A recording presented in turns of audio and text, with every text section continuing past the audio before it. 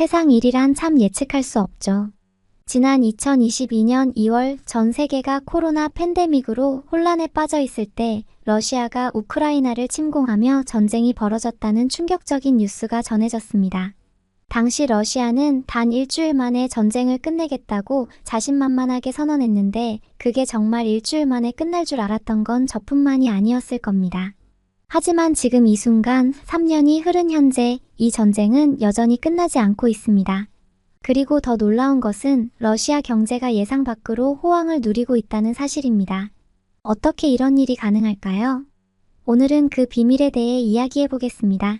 2022년 2월 24일 러시아가 우크라이나를 전격 침공하면서 시작된 이 전쟁은 그야말로 세계를 충격에 빠뜨렸습니다. 당시 푸틴 대통령과 러시아 정부는 이 전쟁을 특별 군사 작전이라고 표현하며 단 일주일 만에 우크라이나를 제압하고 전쟁을 끝낼 것이라고 호언장담했습니다. 세계 2위의 군사 강대국으로 꼽히는 러시아가 이 전쟁을 빨리 끝낼 것이라는 예상은 크게 무리가 없는 것처럼 보였습니다. 그러나 우크라이나는 러시아의 예상과는 달리 강력한 저항을 보여주었습니다. 그들의 저항은 단지 군사적인 차원에 그치지 않았습니다. 우크라이나 국민들은 나라를 지키기 위해 결집했고 자발적으로 군에 입대하거나 저항운동에 참여했습니다. 이들은 소셜미디어를 통해 전 세계에 도움을 요청했고 그 결과 미국과 유럽을 비롯한 여러 국가들이 우크라이나를 지원하기 위해 나섰습니다. 미국과 유럽 국가들은 경제적, 군사적 지원을 통해 우크라이나를 도왔습니다. 우크라이나는 첨단 무기를 비롯한 다양한 군사 장비를 지원받았으며 이러한 지원은 러시아의 진격을 저지하는 데 큰 역할을 했습니다. 동시에 경제 제재도 강화되어 러시아 경제를 압박하기 시작했습니다. 세계 주요 국가들은 러시아의 경제적 자산을 동결하고 에너지 수출을 제한하며 러시아 경제를 고립시키려고 했습니다. 전 세계의 경제 제재는 처음에는 상당히 효과적인 것처럼 보였습니다. 루블화 가치가 급락하고 러시아 주식시장은 불안정해졌습니다. 서방 국가들은 러시아 은행들을 SWIFT 국제결제망에서 차단하여 러시아의 국제금융 거래를 어렵게 만들었습니다. 이러한 조치들은 러시아 경제를 심각한 위기로 몰아넣을 것으로 예상되었습니다. 실제로 초기 몇 달 동안 러시아 국민들은 생활비가 급증하고 해외에서의 금융 거래가 차단되는 등의 어려움을 겪었습니다. 그러나 러시아는 예상외로 빠르게 적응하며 경제적 위기를 극복하기 위한 다양한 대책을 마련했습니다. 러시아 중앙은행은 금리를 급격히 인상하여 루블화 가치를 안정시키려 했고 자국 내 생산과 자급자족을 강화하는 정책을 추진했습니다. 또한 러시아는 중국, 인도, 중동 국가들과의 무역을 강화하여 서방의 경제 제재를 우회하는 방법을 찾았습니다. 중국은 러시아의 중요한 파트너로 부상하며 양국 간의 무역이 급격히 증가했습니다. 러시아는 중국의 에너지 자원을 공급하며 중국으로부터 기술과 전자제품을 수입했습니다. 이런 식으로 러시아는 경제 제재의 영향을 완화시키고 자국 경제를 안정적으로 유지할 수 있었습니다. 이제 본격적으로 러시아 경제가 호황을 누리게 된 이유를 살펴보겠습니다. 앞서 말한 대로 러시아 경제 호황의 첫 번째 이유는 에너지 수출입니다. 러시아는 세계 최대의 에너지 자원 보유국 중 하나로 석유와 천연가스를 주요 수출품으로 하고 있습니다. 우크라이나 전쟁이 시작된 이후 세계 에너지 시장은 불안정해졌고 에너지 가격은 급등했습니다. 특히 유럽이 러시아산 가스를 대체할 새로운 공급원을 찾으면서 에너지 가격이 더욱 치솟았습니다. 이러한 상황에서 러시아는 중국, 인도, 그리고 다른 아시아 국가들의 에너지를 공급하며 막대한 수익을 올릴 수 있었습니다.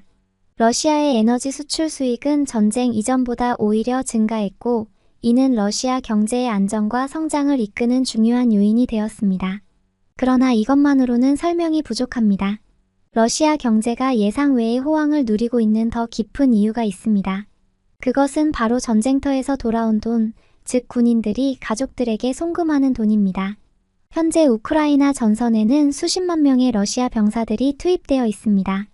이 병사들은 매달 상당한 급여를 받고 있으며 그 돈의 대부분이 러시아 내수 경제로 흘러들어가고 있습니다. 전쟁에 참전하는 병사들에게 지급되는 보상금과 급여는 전례 없이 높은 수준입니다. 기본적으로 매달 약 200만 원에서 300만 원 정도의 급여가 지급되며 전선에서의 성과에 따라 추가 보상금이 지급됩니다.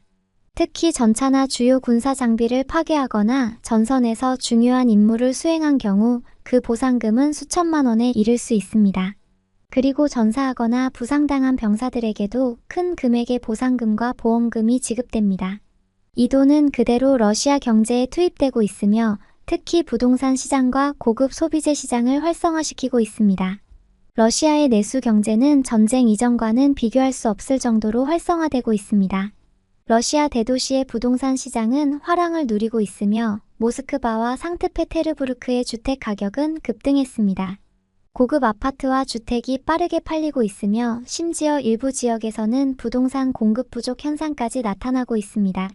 또한 고급 자동차와 명품 소비도 증가하고 있습니다. 러시아의 백화점과 명품 상점들은 전례 없는 판매 성장을 기록하고 있으며 명품 브랜드들은 러시아 시장을 겨냥한 마케팅을 강화하고 있습니다.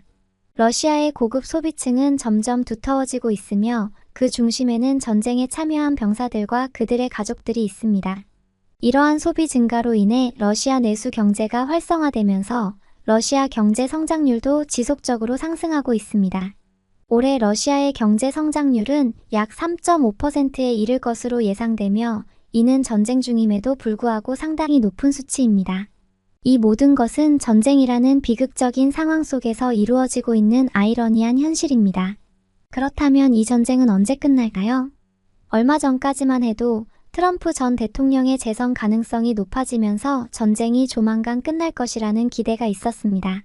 트럼프가 대통령이 된다면 우크라이나에 대한 미국의 지원이 축소되고 러시아와의 협상이 재개될 가능성이 높았기 때문입니다.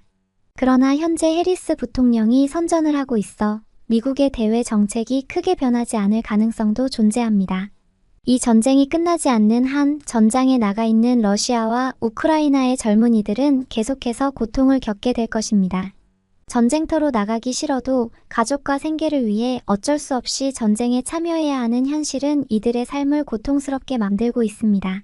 전쟁이 하루빨리 끝나고 이들이 평화롭게 집으로 돌아갈 수 있기를 간절히 바랍니다. 전쟁은 누구도 승리자가 될 수 없는 비극입니다. 이들의 희생이 더 이상 이어지지 않도록 국제사회가 하루빨리 평화적인 해결책을 찾기를 바랍니다. 세상 일이란 참 예측할 수 없습니다. 러시아와 우크라이나의 전쟁도 마찬가지입니다. 2024년 전쟁이 벌어진 지 3년이 흐른 지금 러시아 경제는 호황을 누리고 있고 전쟁은 끝날 기미를 보이지 않고 있습니다. 하지만 이 모든 상황 속에서 고통받고 있는 건 전장에 있는 젊은이들 그리고 그들의 가족들입니다. 하루빨리 전쟁이 끝나고 이들이 가족의 품으로 돌아갈 수 있기를 간절히 바랍니다. 오늘 영상이 유익하셨다면 구독과 좋아요를 눌러주세요. 여러분의 구독과 좋아요는 저희에게 큰 힘이 됩니다. 다음 영상에서 또 다른 흥미로운 이야기로 찾아뵙겠습니다. 감사합니다.